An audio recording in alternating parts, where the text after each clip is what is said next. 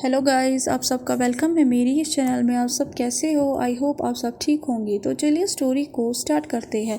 पिछले पार्ट में हमने देखा था कि जैन ईवो को मैंशन के बाहर छोड़ देता है और फिर ऑफिस के लिए निकल जाता है। अब उसके आगे ईवो साइलेंटली मैंशन के अंदर चला जाता है। वो अपने डीप थिंकिंग में था। वो कुछ गहरा सोच रहा था और वो किसी की आवाज़ नहीं सुन रहा था जो कि उसे पीछे से बुला रहा था, क्योंकि वो एक रोबोट की तरह चल रहा था। सडनली वो किसी चीज़ से जो है कोलाइड हो जाता है और वो गिरने ही वाला था, लेकिन वो मैनेज करता है अपने आप को गिराने से। और वो नीचे देखता है कि ये क्या चीज़ है। तो वो एक टीपॉय था। टीपॉय मतलब वो एक जो सोफ़े के पास जो वुडन होता है, टेबल होता है जिस पे मैगजीन्स न्यूज़पेपर्स होती है, वही होता है। और वो देखता है कि वहाँ पे बहुत ज़्यादा सोफ़ा भी है और वो महसूस कर रहा था कि उसके जो फिंगर्स है वहाँ पे दर्द हो रहा है, क्योंकि उसके पैर जो है हिट हुआ था वुडन टी पॉय के साथ। तो वो पेन में हल्का सा चिल्लाता है। उसके बाद जो है सोफे पे बैठ जाता है और वो देखता है कि उसकी जो उंगलियां है वो रेड हो चुकी है। उसके आंसू जो थे आंखों से आना चाहते थे बाहर, लेकिन उन्हें होल्ड करता है। कोई कुछ मिनट्स बाद जो है आता है वहाँ पे भागते भागते और वो कहता है, ओ गॉड यंग मास्टर, आप ठीक तो है? वो पर्सन जो था वो फ्लोर पे बैठ जाता है यीबो के करीब। वो उसके पैर को टच करने ही वाला था, तो यीबो जो है वो रोक देता है, उसे कहता है नो प्लीज़। उसके बाद वो जो पर्सन था वो एक औरत थी। वो अपने सर को ऊपर उठाती है और फिर यीबो के फेस की तरफ लॉन्ग टाइम देखती है, क्योंकि उसने यीबो को तब देखा था जब वो 3 मंथ का था, 3 महीने का था। और उसके बाद वो लोग दूसरी कंट्री चले गए थे, इसीलिए उसने फिर यीबो को कभी नहीं देखा था। तो वो कहती है, आप बिल्कुल भी चेंज नहीं हुए हैं। आप तो आज भी 20 साल की उम्र में इतने क्यूट इनोसेंट बेबी लग रहे हो यीबो। जब यीबो अपना नाम सुनता है तो वो पजल फेस से उस औरत की तरफ देखता है। तो जब वो औरत उसकी तरफ देखती है तो यीबो से जो है कहता है, आंट आप कौन? तो वो से कहती है, हाँ मैं हान, मेरा नाम है मिसेस हान, मैं यहाँ की हाउसकीपर हूँ।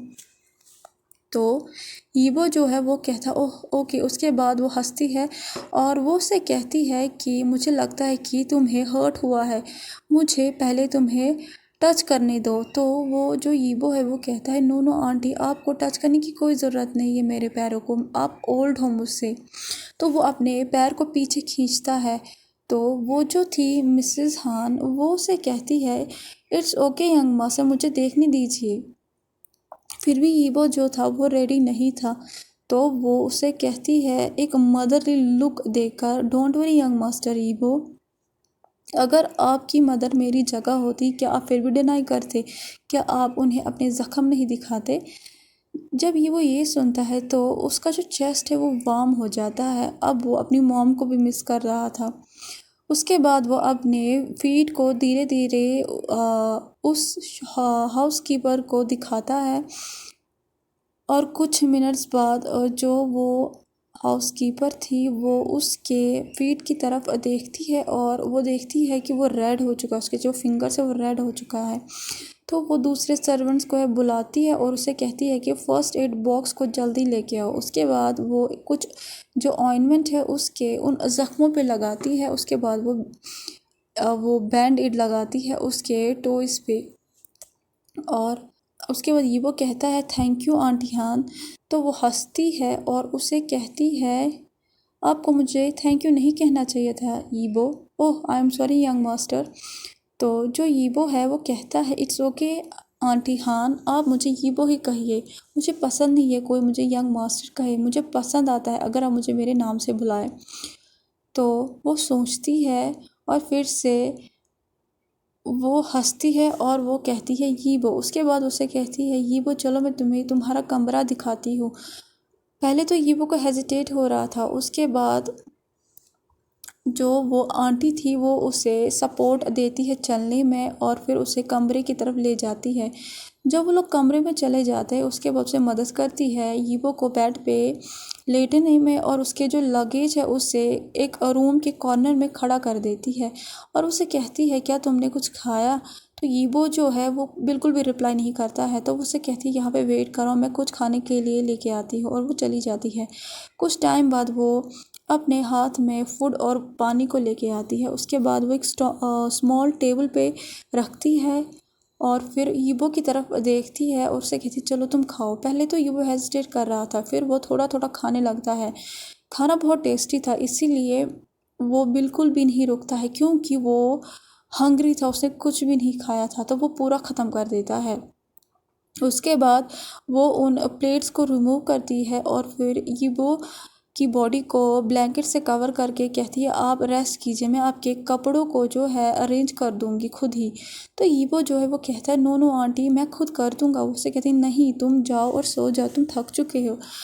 उसके बाद ईबो जो है वो कुछ भी नहीं कहता है और साइलेंटली जो है लीन हो जाता है हेड बोर्ड के साथ। उसके बाद वो जो था वो जो सेलिंग है उसी की तरफ देख रहा था और रूम के इर्द गिर्द देख रहा था। उसे बिल्कुल भी नींद नहीं आ रही थी। वो जो रूम था वो अच्छा रूम था, लेकिन वो मास्टर बेडरूम नहीं था। वो क्लासी था, लेकिन वो ज़्यादा डेकोरेट नहीं था। उस रूम में कोई फ़ोटो भी नहीं थी, कुछ भी नहीं था, ना ही कोई फ्रेम था। वो ऐसा लग रहा था कि वो गेस्ट रूम है। और वो देखता है कि जहाँ पे आंटी जो अरेंज करी है क्लोथ्स, वो भी खाली जगह है। जब उसे समझ में आता है कि ये कमरा है कैसा, ये कमरा है किसका, तो उसके जो मन में बहुत ज़्यादा हर्ट होने लगता है और वो फिर से आंटी को पूछता है आंटी हान। तो वो उसे कहती है उसके बाद उसे कहता है जैनगा का रूम कहाँ पे है। तो वो समझ जाती है, वो नर्वस हो जाती है, उसके बाद साइलेंट हो जाती है और वो एक लंबी सांस लेती है और उसे कहती है कि मिस्टर जैन का रूम जो है वो यहाँ से थर्ड साइड के थर्ड जो रूम है वही है। तो ईबो जो है वो कुछ नहीं कहता है। उसे नहीं पता था कि वो अभी क्या फील करे। उसका जो हस्बैंड है वो उसे अपने रूम में रहने की इजाज़त क्यों नहीं दे रहा है। तो वो स्लो टोन में कहता है क्या जैनगा ने आपसे कहा कि मेरी चीज़ों को इस कमरे में अरेंज करने के लिए। जब आंटी हान वो ये सुनती है तो साइलेंट हो जाती है। उसके बाद वो नीचे देखती है और वो देख सकती थी कि ईबो के वॉइस में कितना पेन है। वो बियर नहीं कर सकती थी, तो वो सिर्फ कहती है। ईबो जो है उसका दिल टूट जाता है, लेकिन उसे समझ में नहीं आ रहा था कि जैनगा उससे दूर क्यों रह रही है, वो उसे पुश क्यों कर रहे हैं। अगर उन्हें ये शादी नहीं करनी थी, अगर वो खुश नहीं थे, तो उन्होंने ये शादी क्यों की। और वो जो था वो अपने आंसू को कंट्रोल कर रहा था। सडनली मिसेस हैन जो है वो आ जाती है और उसे कहती है कि मुझे लगता है कि आपके सारे क्लोथ्स जो है वो अरेंज हो चुके हैं। मुझे लगता है कि आप थक चुके हैं, अब आप सो जाइए कुछ घंटों के लिए। तो जो यीबो है वो नोट करता है। उसके बाद वो वहाँ से चली जाती है। जब मिसेस हैन दरवाज़ा बंद करती है, यीबो जो अब आंसू को कंट्रोल नहीं कर पाता है और वो रोने लगता है। अब उसे इनसिक्योर फील हो रहा था उस घर में। अब हमें मिस हैन का सीन दिखाया जाता है। जब वो कमरे से बाहर निकलती है तो यीबो ज़ोर से रोने लगता है और वो सोचने लगता है कि उसका ये कैसा फेट है, उसकी क्या किस्मत है। उसे नहीं पता है कि उसका हस्बैंड उसे क्यों अवॉइड कर रहा है और उसके मन में बहुत ज़्यादा क्वेश्चंस थे और वो जैनगा से पूछना चाहता था कि वो उसे क्यों अवॉइड कर रहा है। धीरे धीरे जो है उसकी पलकें भारी हो जाती है, उसके सर में पेन होने लगता है और कुछ टाइम बाद वो सो जाता है। अब 3 घंटे हो चुके हैं तो मिसेस हैन जो है वो यूबो के बेडरूम में आती है उसे जगाने के लिए। जब वो नॉक करती है 2 बार डोर पे, लेकिन कोई रिस्पॉन्स नहीं मिलता है, तो वरी हो जाती है और दरवाज़ा खोलती है और वो जो है देखती है कि दरवाज़ा जो वो अनलॉक है। वो अंदर आ जाती है, जो लाइट का स्विच है उससे ऑन कर देती है और देखती है कि यीबो जो वो पीसफुली सोया हुआ है।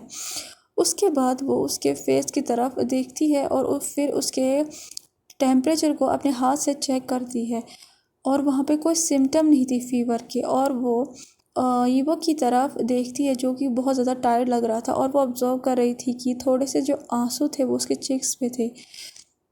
वो चाहती थी कि वो उसे जगाए, लेकिन वो सोचती है कि नहीं नहीं, पहले इन्हें आराम करने दो। उसके बाद वो जो टेबल लैंप होता है उसके जो लाइट का स्विच है उसे ऑन कर देती है, और कमरे का जो लाइट है उसे ऑफ़ कर देती है, क्योंकि उसे पता है कि ईवो को डर लगता है अंधेरे से। उसके बाद वो बाहर चली जाती है। जब वो बाहर जा रही थी, वो फिर से ईवो की तरफ एक बार फिर से देखती है और फिर चली जाती है। फिर वो लिविंग रूम में आ जाती है, लिविंग एरिया में, और वो जैन का वेट करने लगती है कि वो कब आएगा, लेकिन जैन का कोई आने का साइन ही नहीं मिल रहा था। जो मिसेस हैन थी, उन्हें विक्टोरिया हैन के नाम से भी जाना जाता था। वो एक हेड सर्वेंट थी जियो फैमिली की एक लंबे समय से, और वो जियो फैगमिन के सेम एज की थी। अब हमें मिसेस विक्टोरिया हैन के बारे में यहाँ से कुछ जो है देखने को मिलता है। मिसेस हैन के जो डैड थे वो पर्सनल असिस्टेंट और सीनियर जियो जैन के ग्रैंडफादर के, वो भी बचपन से दोनों जो है एक साथ ही बड़े हुए हैं। और जो जियो फैमिली है वो उन्हें सर्वेंट नहीं मानते थे। और जो मिसेस हैन है वो जियो जैन और जियो चैंग को अपने बच्चे की तरह पालती थी, और यीबो को भी पालती थी उनके बचपन में। और वो यीबो को क्यूटी पाई भी बुलाती थी। वो सबका क्यूटी भाई था, सबकी नज़रों में था।